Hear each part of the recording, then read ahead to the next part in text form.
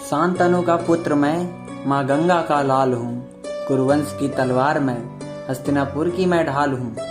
पितृ प्रेम की परिभाषा को मैंने ही दिया था। आजीवन ब्रह्मचर्य का व्रत मैंने ही लिया था। संरक्षक सिंहासन का बनकर दूजों को बिठाया था। प्रतिज्ञा अटूट थी मेरी, इसलिए भीष्म कहलाया था। मेरे वारों की भीषणता को परशुराम भी जानते हैं।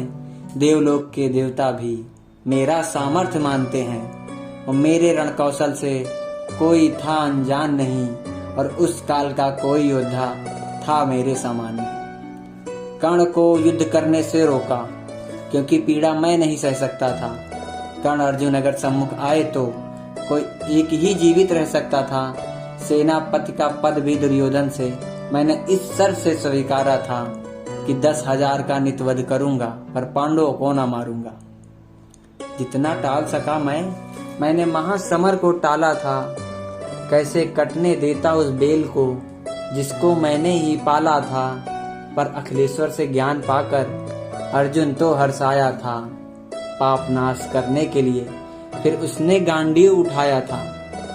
कुरुक्षेत्र की भूमि पर किया मेरे बाणों ने भी गर्जन था।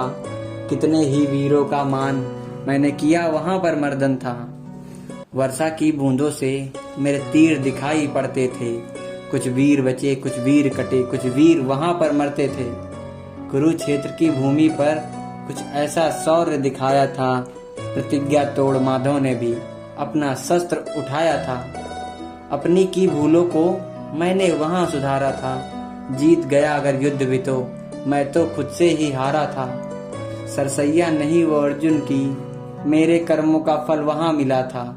नारी का अपमान सहकर भी ये भीष्म न किंचित हिला था।